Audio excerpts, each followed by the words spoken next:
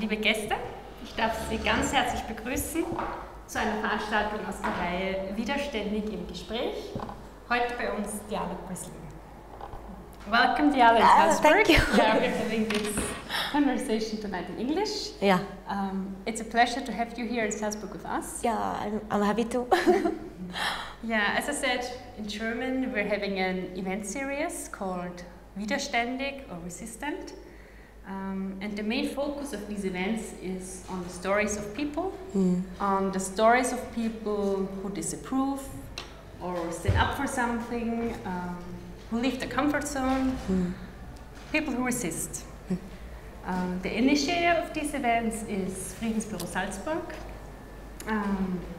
I'm Sabina Lumesberger. I'm part of a project group working at a project called Why War? Yeah, and it's my pleasure to talk tonight with you about your story. What will happen in the next hour? In the first half of the evening, I will talk with Diala about her story, and afterwards introduce you to raise questions. Okay, before I hand over the word to Diala, I want to tell you shortly something about her. Yeah, as you can see, Diala is colored. She's an artist. We just got here from Saalfelden, where we did, or Diala did, an workshop with Syrian kids, because that's what she's also doing for a living. Yeah, she's working with kids who experienced war in order to sort out the psychological things, and that's what she's doing now. But that took a long way, because you were actually born in Kuwait in 1980, but Diala was raised in Syria. Her parents moved when she was 10. You told me today you learned how to illustrate by yourself, and then you worked as a cartoonist. Yeah, actually I wanted to do fine art, like to go to fine art college, but in the last minute I changed my mind because I was afraid to be in the box. So I did it in the hardest way. So I got my training in an animation company. So yeah, they didn't want me in the beginning, but I kept going there. They told me, okay, your drawing is really nice, but it's very realistic. We want someone who is really into cartoon. And I was like, yeah, I understand. But the day after, I came to the company and I kept going there for 7 months. And they were looking at me like, why she's coming to here? She doesn't understand, like, we don't want her. And yeah, I kept like getting my training there by like colleagues there, and they told me they will help me. And after 7 months, there was like a big problem, like a small problem with the layout artist, and they couldn't finish the work. So I told them I can't do it. So I stayed like 2 nights and 2 days in the company. I was working very hard. Even the director of the company, he came like in the midnight and he looked at me like working there, and he told me, what are you doing here? And I was like, working? And he was like, she's crazy. And after 2 days, when they got this, like, the episode done, and they said like, oh, it's nice work, who did this? And they said like, Diala, the one that she keeps coming to here. And they said, okay, let's hire her. So yeah. Okay. This is like everything in my life. That's how you got a cartoonist. Yeah. Okay. Yeah, just finish briefly. Yeah. Because you got really known to the public because you were an activist, like really at the beginning in 2011, you started in the movement for democracy in Syria. Yeah. You joined protests and did artwork. Yeah, then happened a lot, and you finally needed to flee the country. Yeah. And living in France now. Yeah. Okay. But I want you to tell us the story, so just go back to the very beginning and start there, I would say.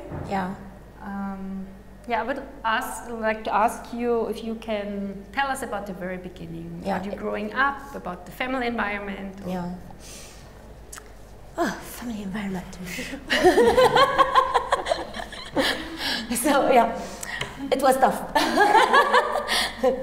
But yeah, like let's say like I struggled in many things, but I don't give up in general.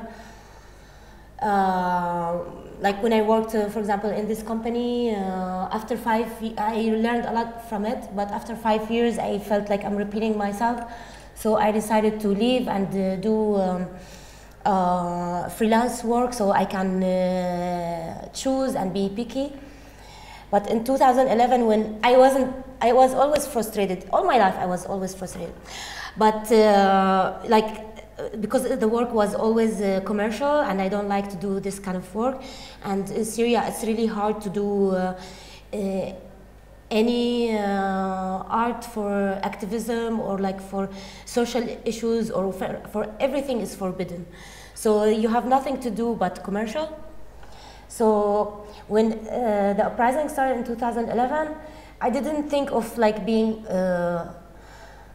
involved by my art. So I was protesting and preparing field hospitals. Like I was delivering medical supplies by my car. Then in 2012, I felt like it's a big need really to express things. I was really angry from the situation, and we are not achieving much by our uprising. So I started drawing about things. Then people, they start like sharing this and posting them with articles, because we didn't have a real journalism in Syria. So after the uprising, we had kind of alternative journalism. People, they got trained from European organizations how to do journalism and photograph for in conflict time, but they were not real journalists in that time. So when I was drawing things, they were linking my drawings with their articles to help like to spread their articles. So that encouraged me to do more.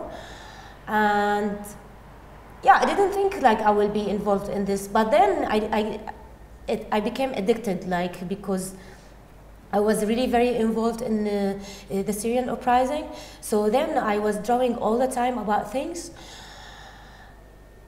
In 2013, I was delivering medical supplies, and I was about getting arrested. I'm very lucky that I never got arrested in Syria, because anyone could get arrested, even by mistake, even if you don't do anything.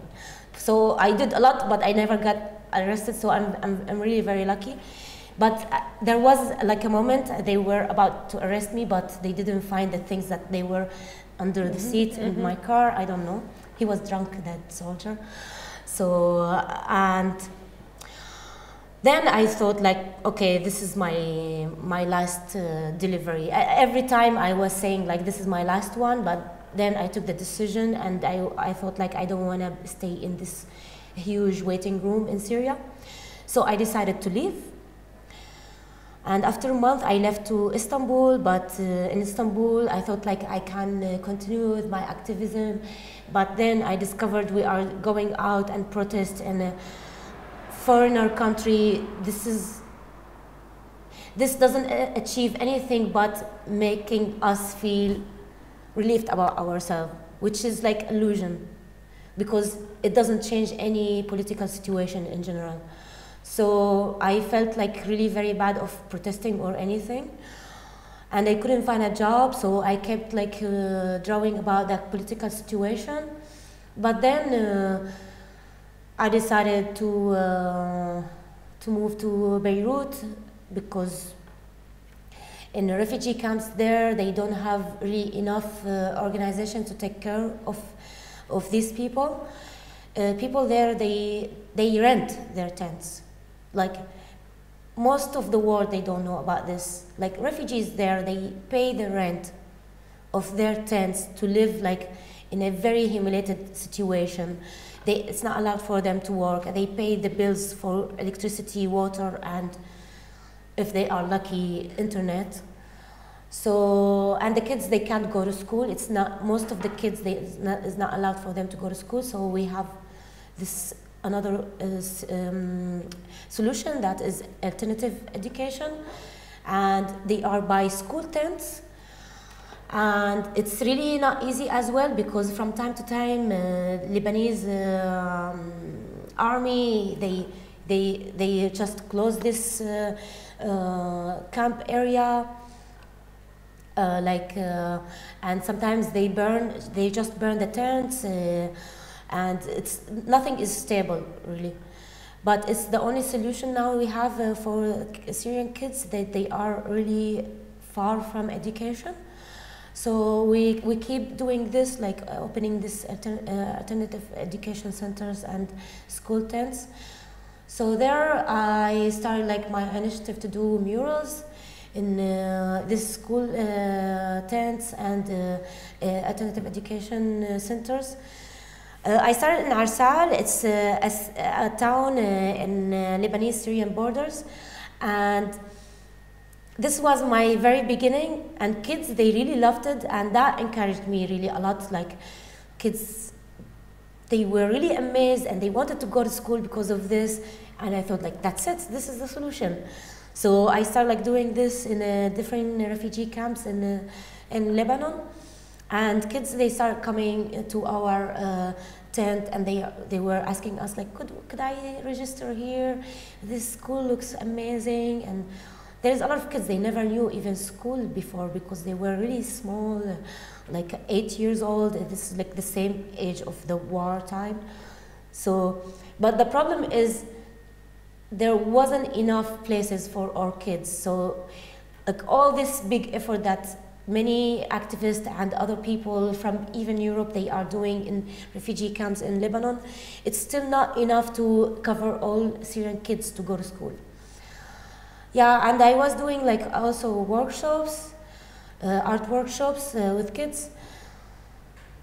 I can say that they are kind of art therapy workshops. I didn't study art therapy because that takes time, that takes money and visa, and it's a big need now. If I want to go to somewhere like Canada or wherever and study, it will take like forever, and kids, they need it now. So I was also doing kind of self-education about this, reading a lot, doing a lot of research, and asking my therapist friends if I'm doing well with this and that. So yeah, I hope I was doing well, but yeah, it's really hard to work with traumatized kids. It's like, I mean, you need to know about a lot of details, and yeah. You told us about the car thing. Like, yeah. It was really, really dangerous. And you continued. Why? Like, it was so much risk. Yeah, like when you know, like, there is a lot of your friends, they disappeared, and some of them, they are in a prison till this moment. So you feel like any kind of risk is nothing comparing to what they have to deal with in the prison. Like, for us, shelling, killing, anything like of this is not that scary as much of like being detained. Like, getting arrested in Syria is so scary. Not since 2011, it was since Hafez al-Assad took a place in the government. Like, since 40 years, like, it was really scary, because there you die every day.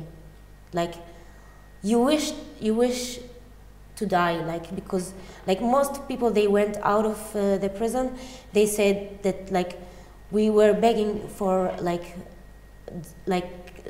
please kill us. Like, so when you think about this, people are suffering this much, then you feel like any kind of danger is nothing comparing to what they have to deal with.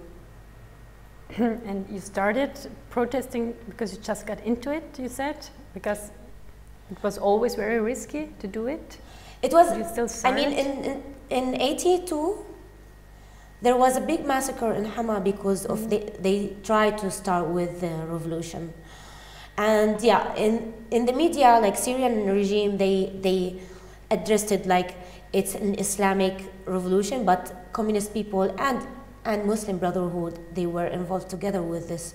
But they didn't wanna, they even arrested people, they were communist and Christian, under like Islamic name, like Muhammad, Mahmoud, Ahmad, things like this. Like, your name is not George anymore. Your name is Ahmed now, because so it's like in the prison they change even their names just to make it like Islamic movement or something.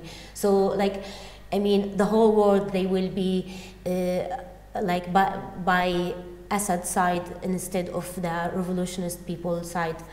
So we know that it's really very risky. Like the generation before us, they are more afraid to do any movement than us, but we are this generation, we don't remember things because we were not in that time, but we know that this happened. We can't really imagine, but we wanted to do this change. And when you go through like university and any administrative like offices and things, you know what corruption really means. So like I didn't graduate from anything, because most of the time when you want to graduate in Syria, you have to bribe like the professors. And I was like really troublemaker, so I didn't want to make it in a peaceful way. So in the end, I studied like 3 things. I didn't finish any of them. So that's why I told you, like I was always frustrated. So I never felt satisfied. So when the uprising started, I was really happy, and immediately I got involved. Like I didn't feel this danger at all. Like even I used to go to like areas under siege, but to be honest, still my experience is not the same of many other Syrian people. They were under siege like for 2 or 3 years. But yeah, some people, like it's different from person to another in Syria, how they got involved in it. It's just like when you know that people they are facing this danger, so you feel like you are the lucky one, so you feel like you want to get involved more.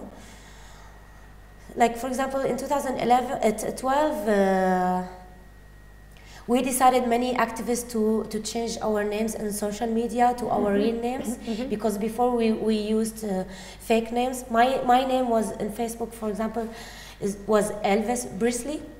So just like I kept my family name and I put Elvis before. So yeah, and then activists, they said like, if people they are facing this torture every day in prisons, it's really a shame to hide behind like these fake names on social media. So my first drawing, my first illustration for the Syrian uprising was in my real name. So yeah, I wanted also to show solidarity with other people, they are really in danger. But when we worked in delivering medical supplies, we never used our real names between each others, because if one of us got arrested under torture, you will tell about everything. You can't help it.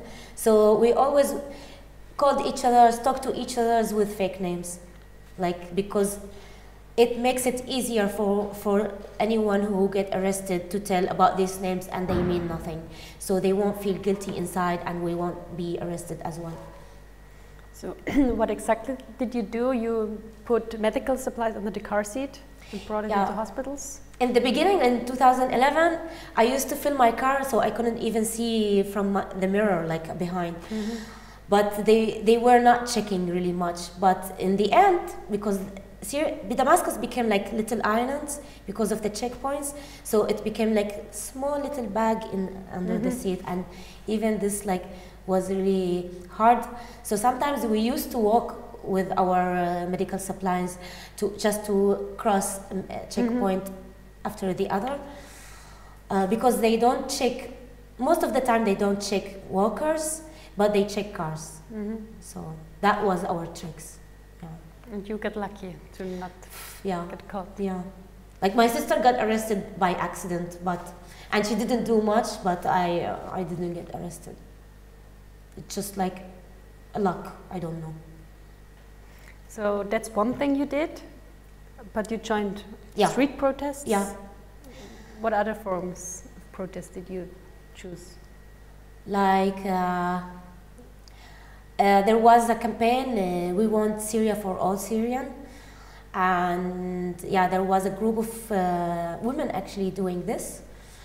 We used to do like different things, like sometimes just putting like red paint in the fountains in Damascus. It's just to talk about like the killing that they are doing. And like just sometimes we fill balloons with the red paint and throw it everywhere, like very fast from cars. It's just like to, but the government, they know what that means, but they never found us. But this group, they got arrested like 5 times, just because their slogan, we want stop killing, we want Syria for all Syrian. So that means like, oh, you are talking about Syrian army. Yeah, and mostly we had like secret group on Facebook. Facebook actually did a lot for us in our uprising. It's funny because now like it's famous of like being a waste of time using Facebook, but for us it was good for our uprising. And we had these secret groups, like we call it Shufi Mafi. It means like what do we have today, something like this. So there is always organizing for protest. We call it Muzaharat Tayyara. It means flying protest that doesn't last more than 5 minutes, because it's really dangerous to stay more than this. But preparing for this, it takes 2 days, but we stay for 5 minutes.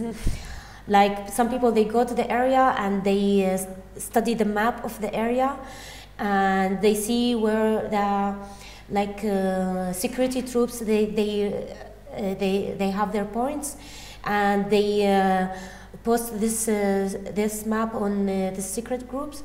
So they tell us like, oh, this street, don't go to this street, don't go to this street, you go to this, you go to this, and you will be safe.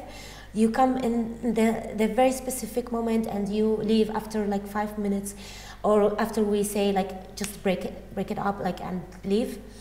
And we do it like all the time. We do it like whispering, because you can't really like shout.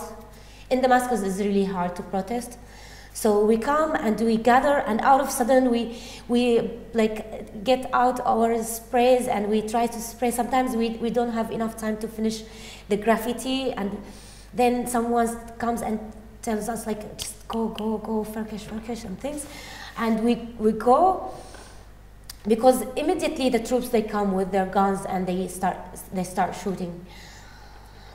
Once I got like really caught with the 2 soldiers, and they beat me with the sticks, like a drum. They were like one from this side and the other from other side.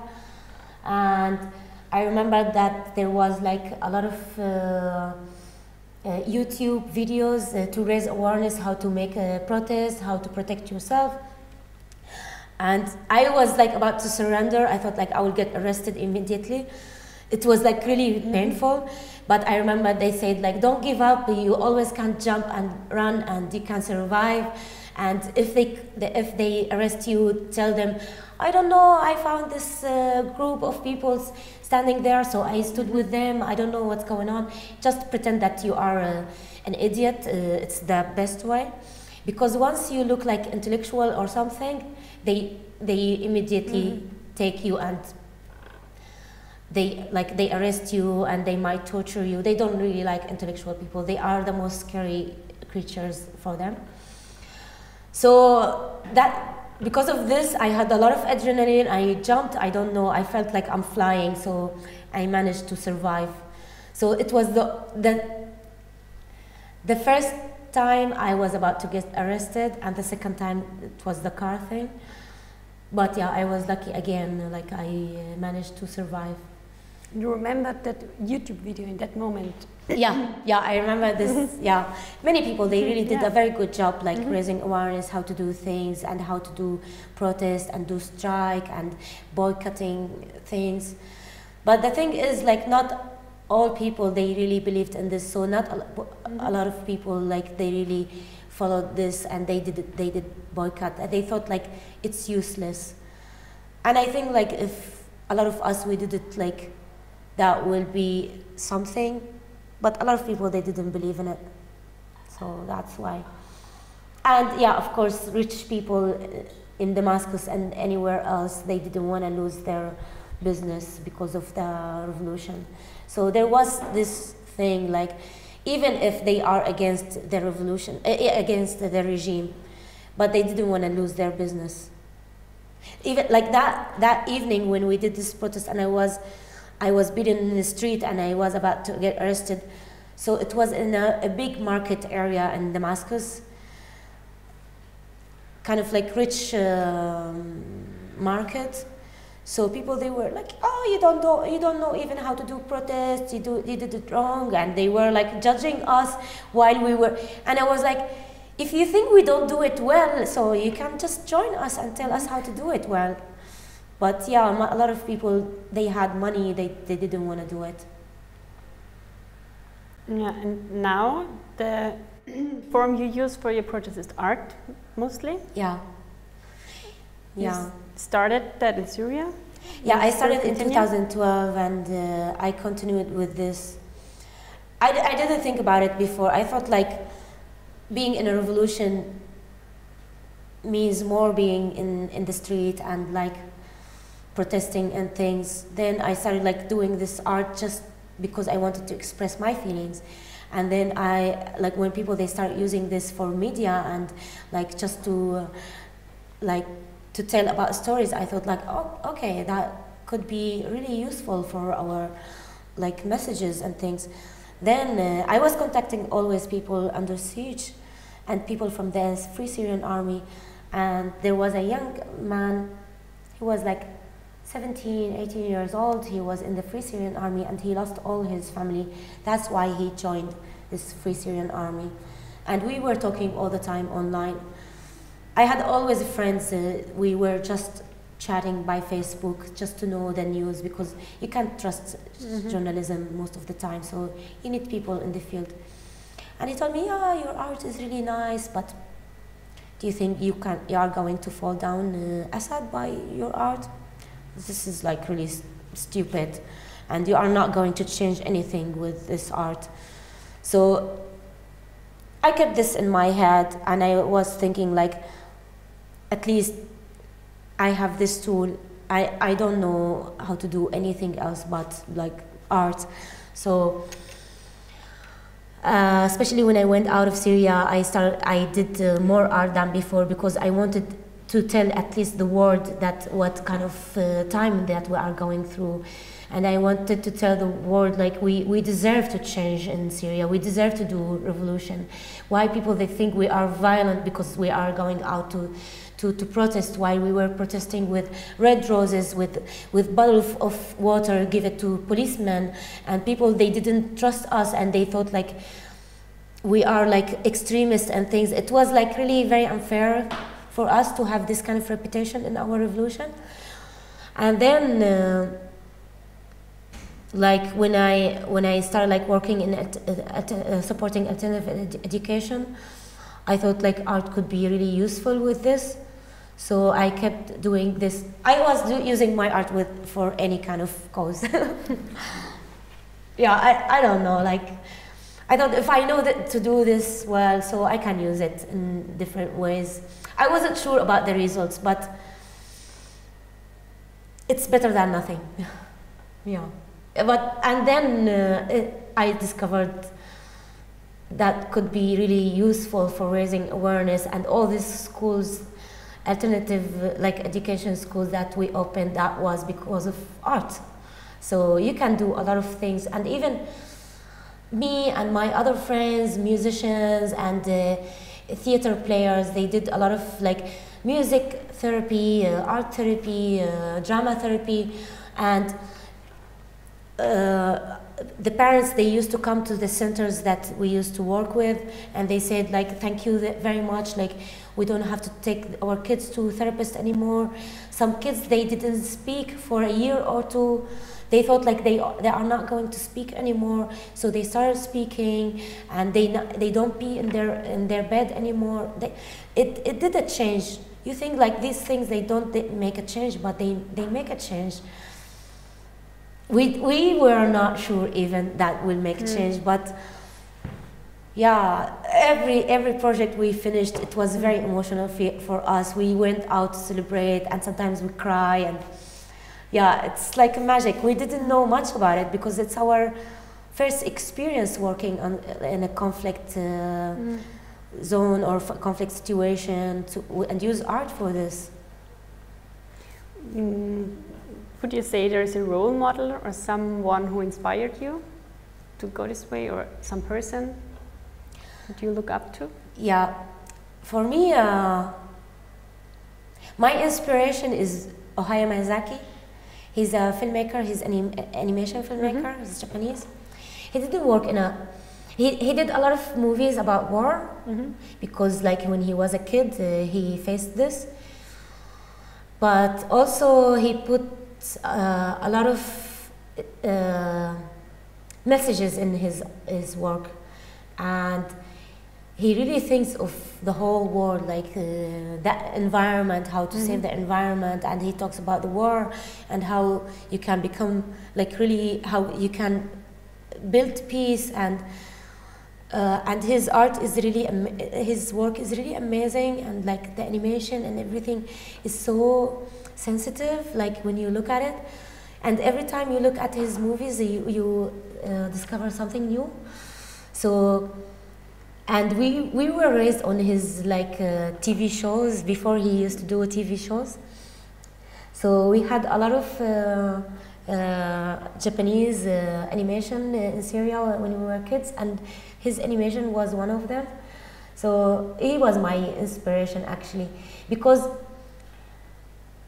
in the same time like he talks about peace, he shows you like that people, they make war, sometimes they are not always horrible people.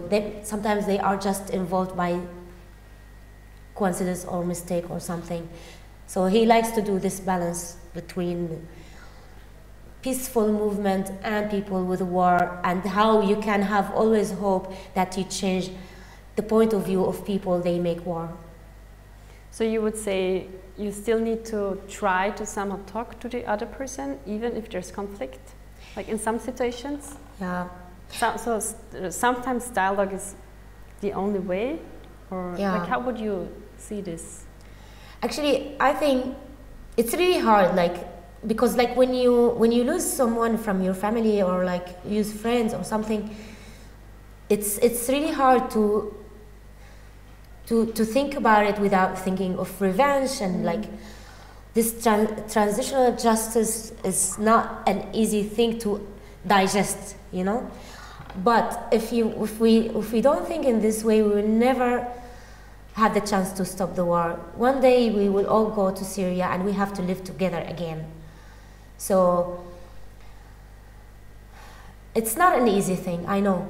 But like I also remember there was an article I read in Rwanda about a woman, she lost her son, and maybe after 10 years, I don't know, after a while, she met the criminal who killed her son, and she forgave him, and he cried.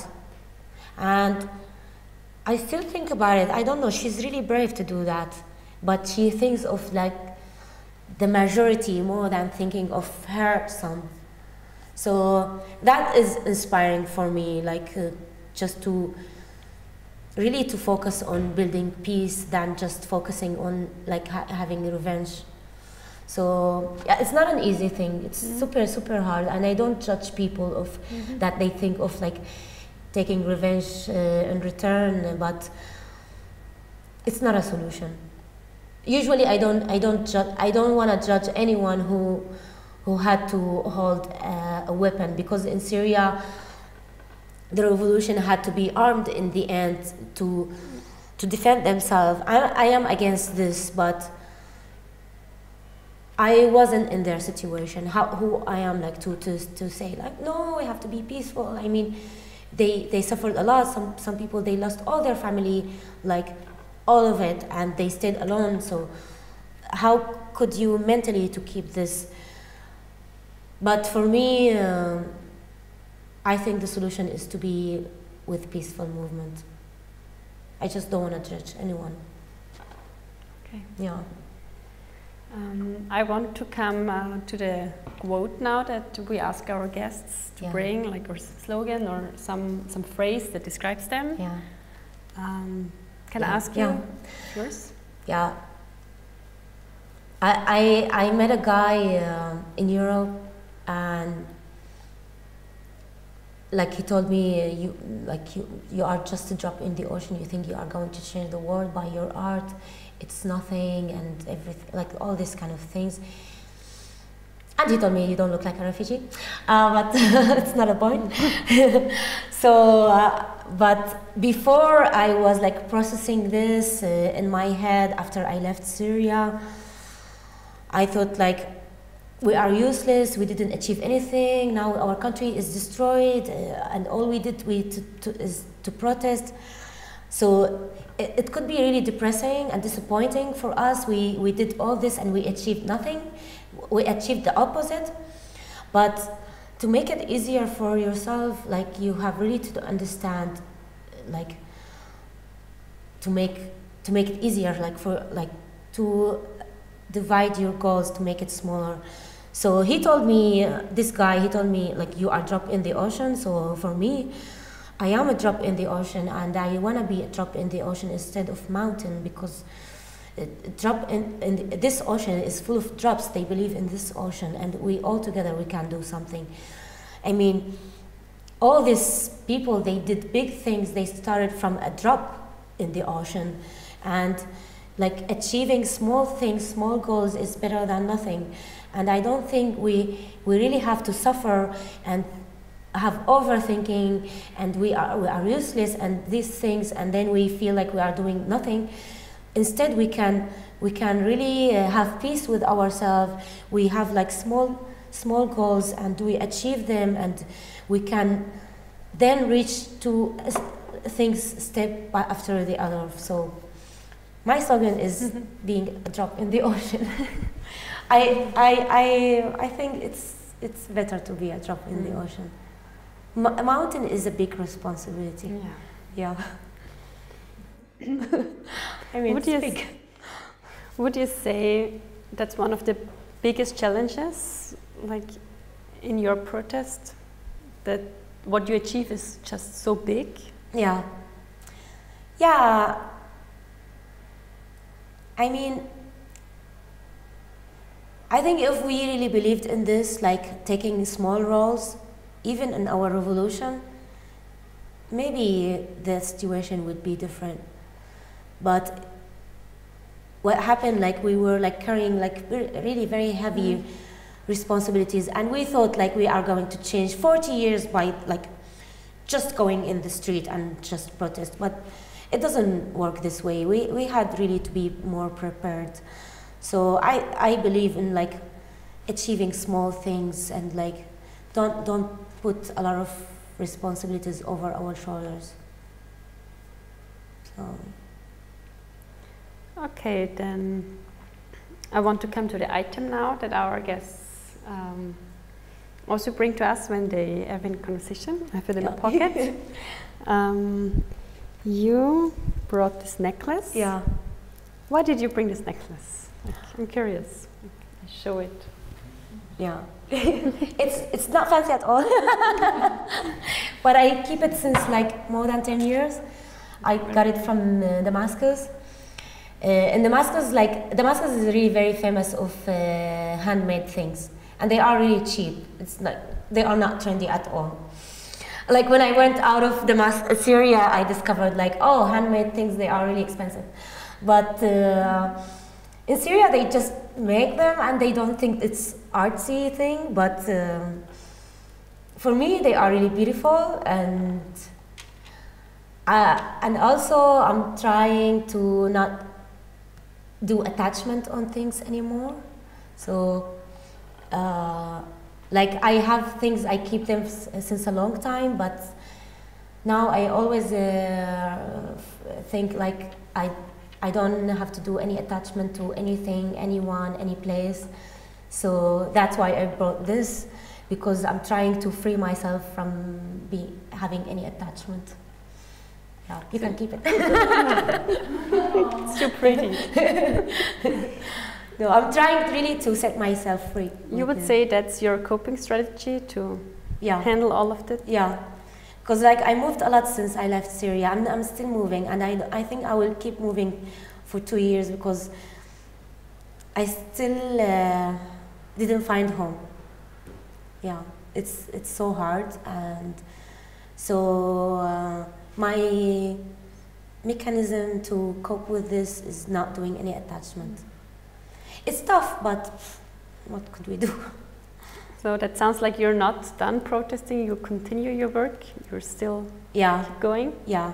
Now my work is different. Like I wanna do something more than just expressing. I wanna do something really useful. Like the most important thing now for me is education, because while adults they are like fighting each other and doing this, of course we needed this, but kids they didn't have any decision about it, and they didn't choose this life. And thing is, like kids they feel guilty about any conflict around them. If their parents they got divorced, like they feel guilty. If any people around them they fighting, they feel guilty. This is the children nature in a way. So when I meet kids in refugee camps, they always say, even in the videos, like there is a lot of videos from Syria, they always say we didn't do anything wrong. Why they are shelling us? Why they are killing us? Even when they live in the refugee camps, they say like why we are here? We didn't do anything wrong. They feel guilty because their parents they are depressed, because it's depressing situation. So they think it's their fault. So all the time they feel it's their fault. So I feel like we can't leave them alone. It's our fault. So how come like they have to pay for this? Like how they have to pay the price for this? And it was our decision. We wanted to do the change, and we didn't manage to do that change. So we can't leave them alone and just don't look back. So you sometimes feel guilty for joining the protests in 2011? I don't feel guilty because of this, because like if the time go back again, I will do it. But maybe I feel guilty because I left. But I know if I stayed, it won't be useful. But it's just like it's not easy to feel lucky and safe while you receive all this news every day. So it took me like 2 years to have really normal social life, to go out and like enjoy my time with friends. So yeah, I mean it's not an easy thing. You have like this schizophrenia,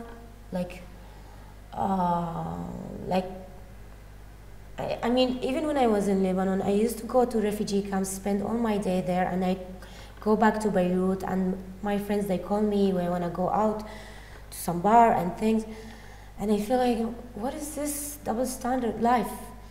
It's so miserable there to live there, to stay in the refugee camps, and then you go to have it's a big difference like between Beirut and Bekaa Valley where refugees they live there. So it's not an easy thing to live all this contradiction. Until now, our life is full of contradictions, not because of the news still, it's because of everything.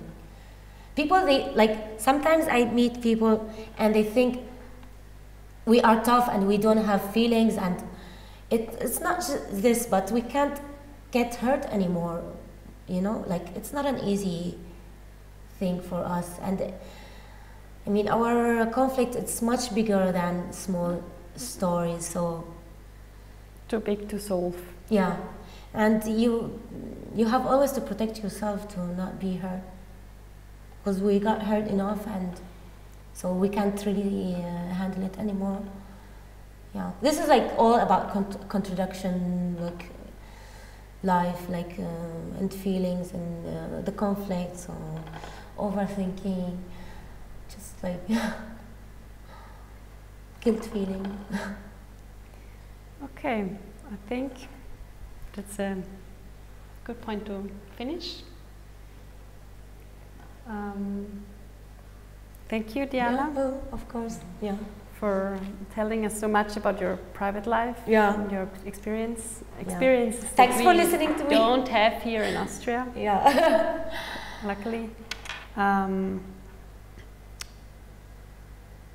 Thank you. Yeah. Do you have any question?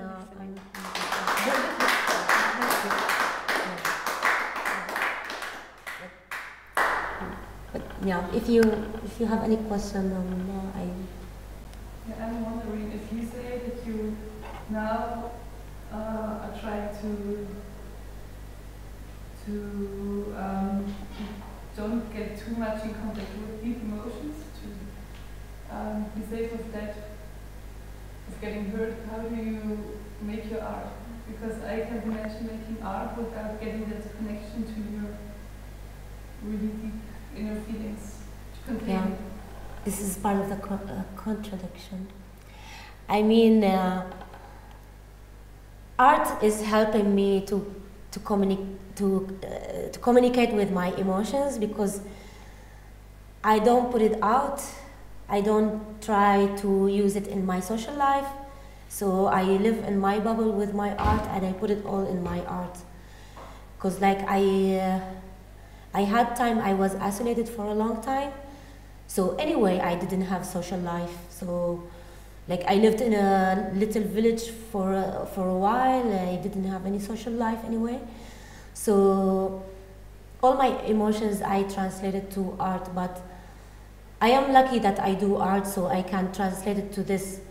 But I don't I try to not get involved emotionally with people, with places, with my social life, with friends. But because of this, I have a frustration, so I translate it to art. This is my, let's say, my art therapy. Yeah, it's my solution. And are you attached to your paintings? Or even those? Yeah, I had a struggle with this as well, because I don't want to have any attachment. So before I didn't used to sell my art. Now I sell it. Sometimes I give it. Just I don't want to be. I want to be light. It's not easy still. My art is still my babies, but I'm practicing. I'm always practicing to be really very independent from anything. But it's tough. Sometimes I miss it. Like I miss to be attached to something or someone. But as long as I don't have the chance, it's better to not be attached. It's not easy.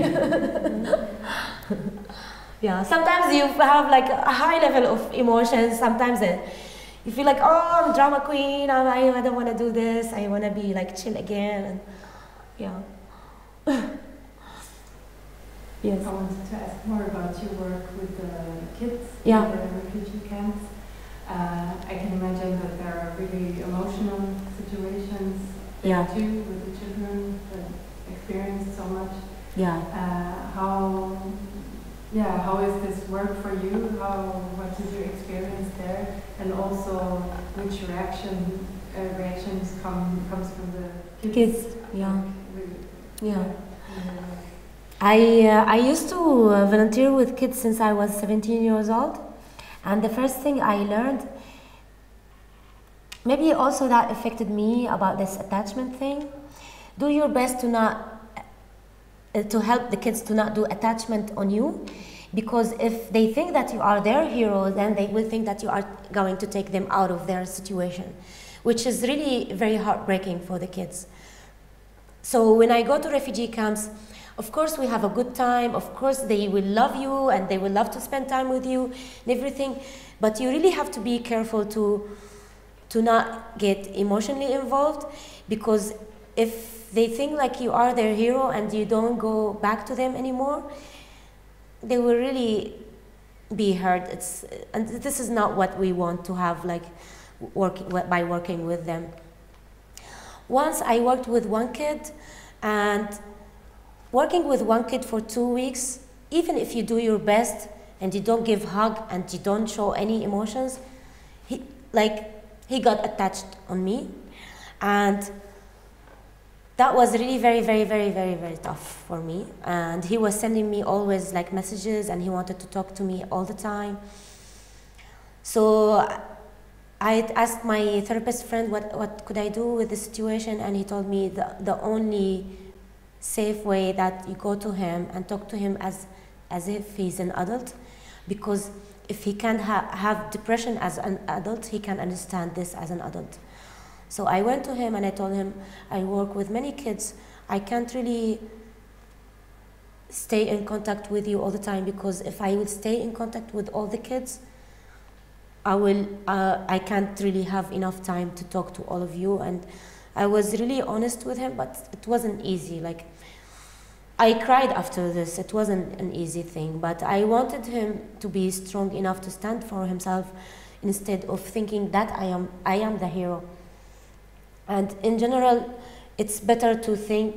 I always talk to kids like, life is not flowers and butterflies like everyone says. It's really tough, but you have to work hard to really get happiness, and happiness you can create it in any kind of circumstances.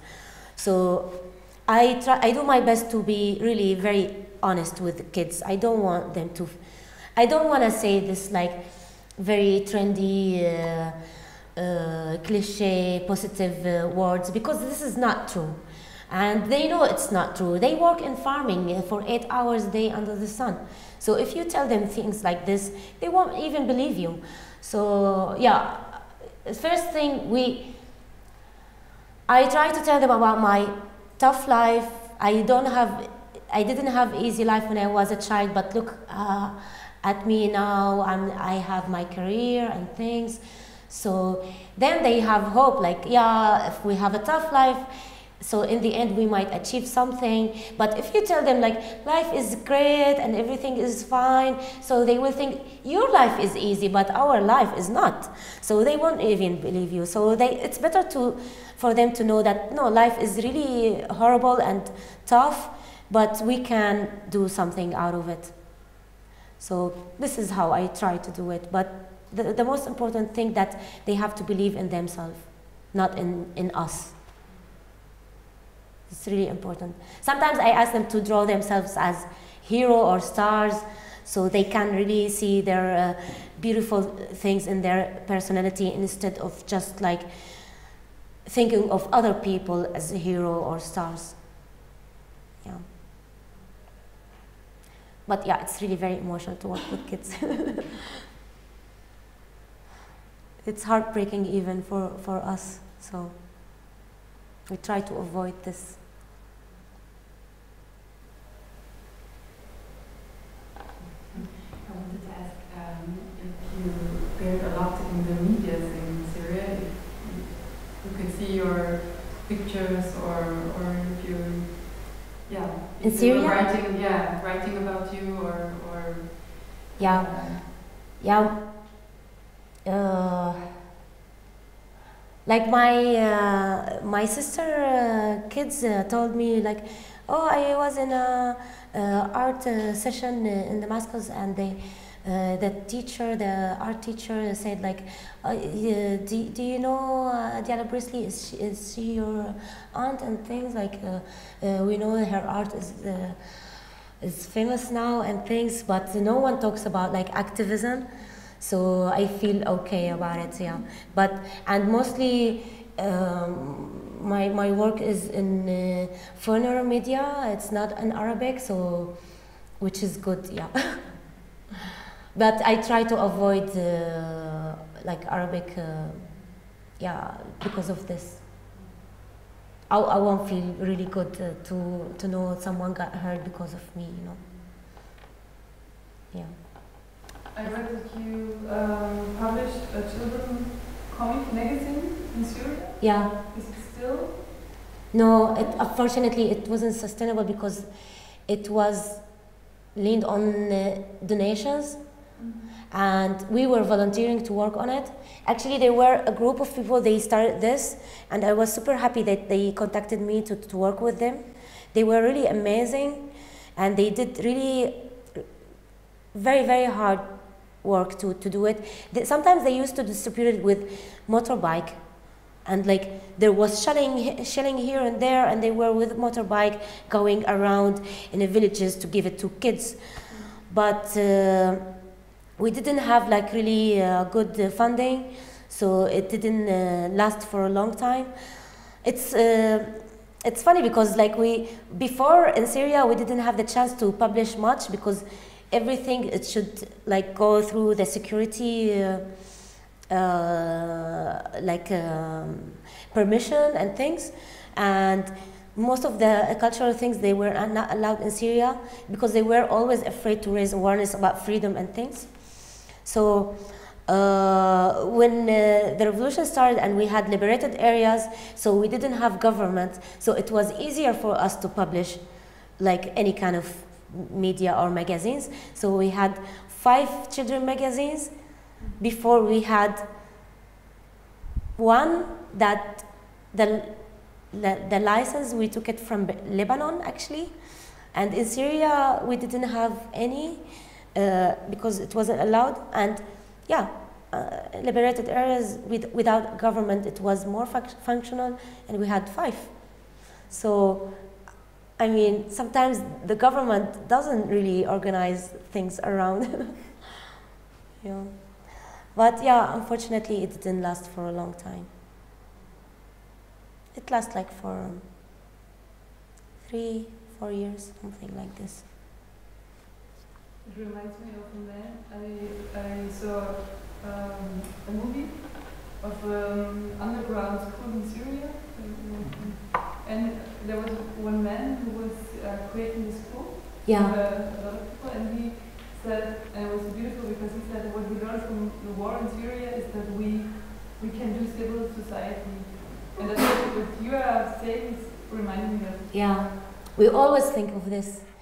We always say now our connection with each other is stronger than before, because before any kind of gathering wasn't allowed, so we didn't know about each other as an artist, we didn't know about each other as anything. Now we learned how to do initiatives and like this peaceful movements and like civil society, and even like I always say like the war like opened the cover of people. They were really hidden, and they didn't have their chance to have a really very good education. And now we know more about this, and we can develop our way of teaching, our way of like everything.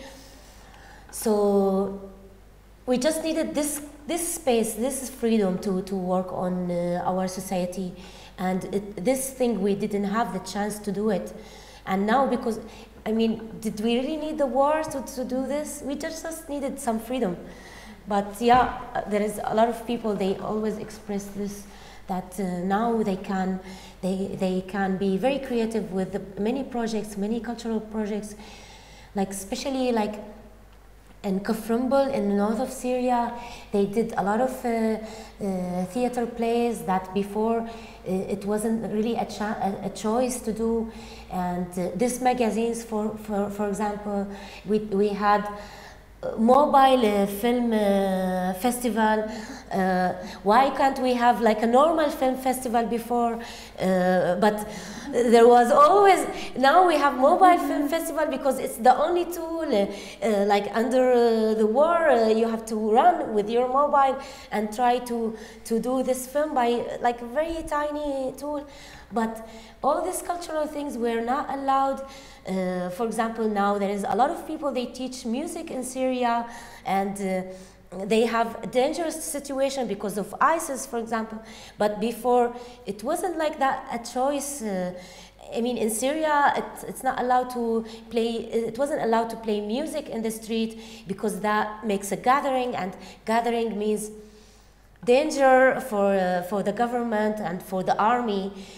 always Syrian army were afraid of civilian people that unarmed. It's really ridiculous. I mean, they are afraid from us and they have weapons. It's like, I don't know. So yeah, I mean, all these things, why couldn't we do them without a war? Like I remember this Palestinian song that says like, why all these people, they are dying, they were like, what if they were like farming and planting this land instead of just dying and like watering this land with their blood?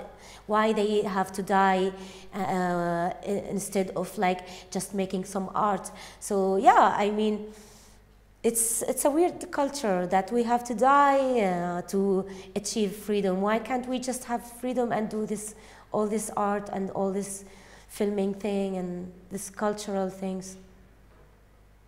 Why we couldn't meet before as an artist till we have to go out, and now we are meeting in Europe, like with the event I told you about, like we did in Bremen, in Germany. It was very emotional for us because there was a lot of artists doing music and like workshops, and we couldn't have this chance in Syria. Yeah, this was the freedom that we were asking about. It wasn't much, but yeah, our government is really stupid. Yeah, this dictatorship. Any more questions? Okay, then I would say we leave it, Yeah. and we have drinks to chat later. Yeah. Okay. Thank you, Diala, for coming, for Yeah. taking your time, and thank you too for coming. Have a nice evening. Thank you.